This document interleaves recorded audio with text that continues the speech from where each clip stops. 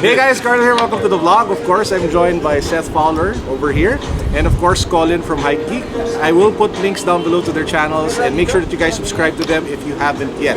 So this vlog will be all about your stay, and you just sharing with us your thoughts about the Philippines, about the local sneaker culture, maybe some trends and stuff like that. Sweet. So maybe we can start things off with something easy. So what is like the most memorable thing of your entire stay here in the Philippines so far? So and that's happened. easy. Is that the hardest question? I think you just threw the hardest question right Yeah, I there. think you did. Or maybe memorable moments. Yeah, of your okay. stay. You don't have to. You don't have to rank it like it's the best, but like what Right. are on top of your head, like memorable moments. I guess since it was just last night, just us hanging out with Big Boy. I think it was just the whole thing. And seeing his collection. Seeing his collection, hanging. I think it was just the people were the best part. I think. Would you consider his collection to be like one of the biggest in the world sure. and stuff like that? Yeah, for sure. I've never seen anything like it. I mean, then again, I've never seen I haven't seen every collection, but I'm sure. It definitely ranks up there. I'm sure. Thank you so much. We have like sponsor, San Miguel. Thank you. Filipino beer, San Miguel. Cheers. Please pay us.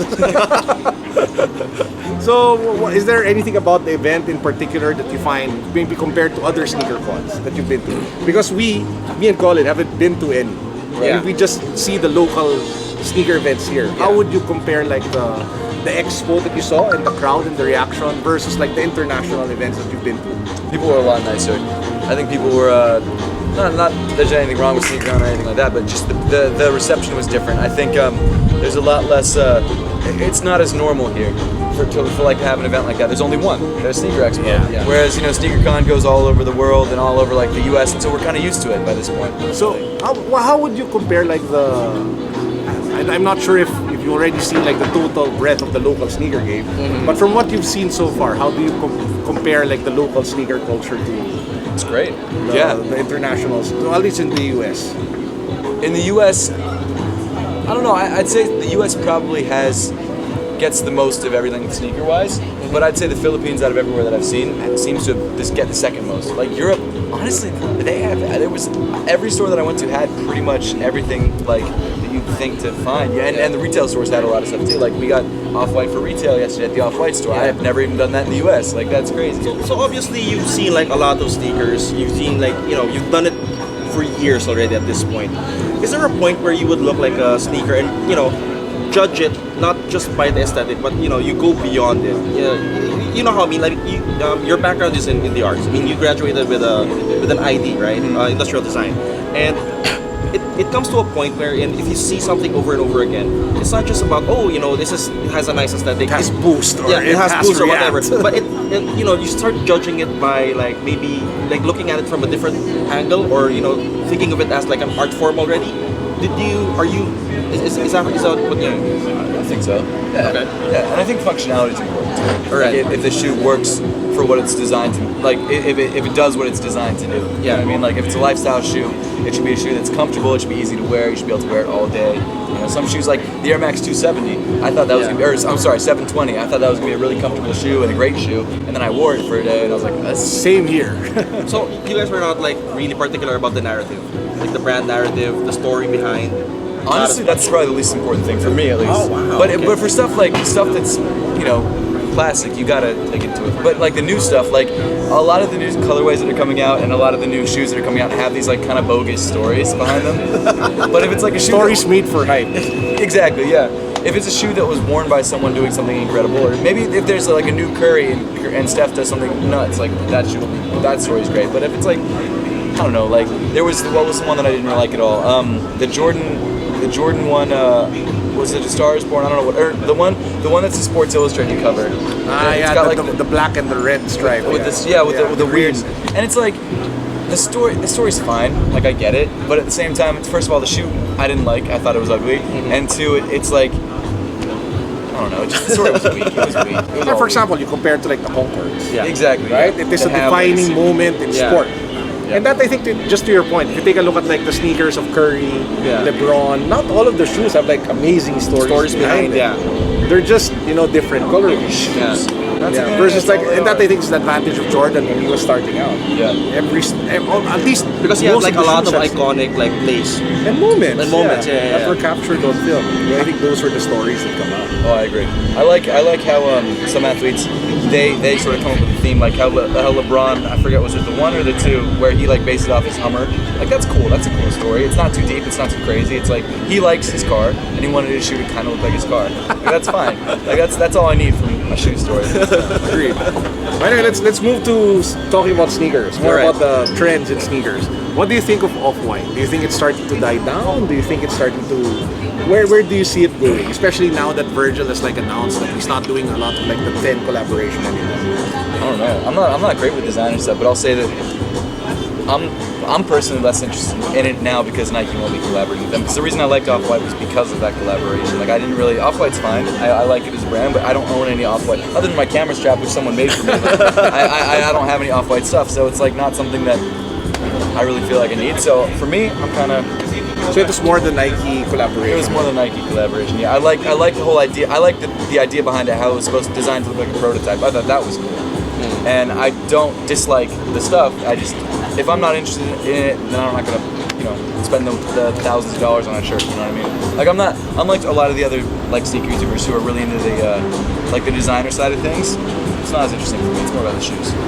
But to your point about just overall as a trend, I feel like it's going to be the same sort of thing. It's like people really liked it because of the Nike collab, but it's like people like what's hyped. So whatever's hyped next is going to be what's popular. And then as soon as people stop caring about it, like kids, maybe adults will still buy it, but kids won't care about it anymore. It'll keep on changing through time. Exactly, yeah. Well, in that charge, what about the Yeezys?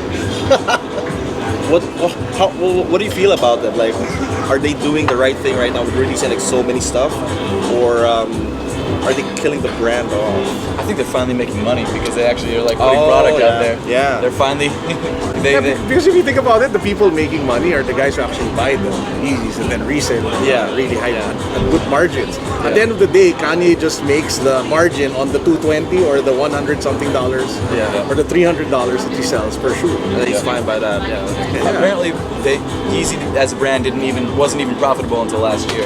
Oh wow. Yeah. So it's That's actually Teddy told me that. Oh, wow, Teddy, that's yeah. interesting. Okay.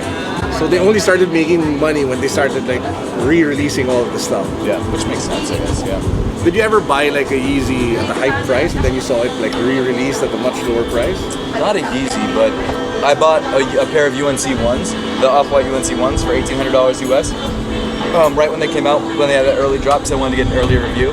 And 1,800 US? yeah, no, they're not. They haven't even been up there since. It's stupid. It was 10 minutes after they dropped on sneakers. I missed them. I texted a friend of mine who actually got them, and they were going for $1,800. And I was like, shit, I guess I'll pay it. And I did, and it was stupid. But he delivered them to me in the airport, so that was cool. When I was flying to California, so I was able to wear them to California. But he didn't get next day shipping, so there was already people who had reviews out before me. Like I think Jacques Slade Cousteau had a review out before me. Damn, 1.8, Jacques. I don't know if you know it, but a lot of it's just starting here. Right. So a lot of the sneaker YouTubers here have like 1,000 subs, less than 1,000 subs, and they all really look up to people like you who've gone ahead, and even me, because I wouldn't be doing what I'm doing if I didn't watch your channel. Yeah. I didn't watch Same. you know? So Yeah. I get a lot of tips from you. So how you do it, the format and stuff like that. So what would be like your tip to that next generation of aspiring like Filipino sneaker YouTubers? Consistency, I think. Yeah, just doing it over and over again. Yeah, because you'll get more content out there and you'll get better at it. Yeah. What tip would you give them to get to like their first, I don't know, 1,000 or 5,000 subscribers? There's a lot of things you could say. I don't know, I think it's important to think about the kind of content that you're making. So obviously you want to make content that you want to make, like that you enjoy making, but you need to be careful about how you sell it. You got to market it in a certain way. You know what I mean? Like if you're gonna put out a video about a shoe or even like anything, you need to title it and in a way that you would want to click on it if you saw that video. Or because thumbnails and titles are the first thing that people see. So if your thumbnails and title, even though they don't seem that important, they're probably honestly almost even more important than the video. That's what people are. That's the only people can't watch the video right off the bat, but they see the thumbnails and the title, which is something that I I've known, but I never really realized until recently. I was like, shit, I should have changed up everything. You know what? That's the same for me, man. It's something that you know it's important, but you don't actually put in enough effort to actually do it, right? Yep. Also, first of all, you're growing faster than any sneaker YouTuber. I think he's the one who needs to be given the advice. It's crazy. Well, you went ahead, of course, on this. Yeah. I was talking to Ron and Iran about it earlier, like, and I was saying based on the speed of you could hit 1 million like really quick. Seriously, like. That would be sick. I think he's got it. I think he will probably pass us all very soon. I'm calling it now.